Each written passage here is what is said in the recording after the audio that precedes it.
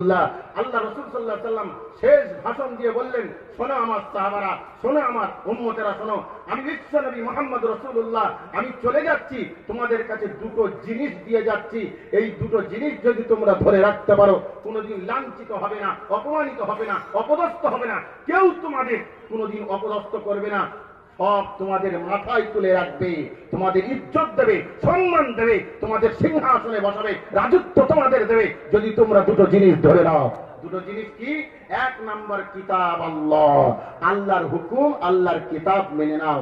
দু নাম্বার নবীর সুন্নত মেনে নাও, নবীর আদর্শ মেনে নাও, নবীর তরিকা মেনে নাও, নবীর আখলাক মেনে নাও, নবীর চরিত্র মেনে নাও। নবীর চরিত্রে তোমার চরিত্রবান হও, নবীর আখলাকে তুমি আখলাকিত হও, তোমার জীবন গড়ে যাবে। কবরে যখন যাবে তখন তিনটে প্রশ্ন হবে। কটা প্রশ্ন?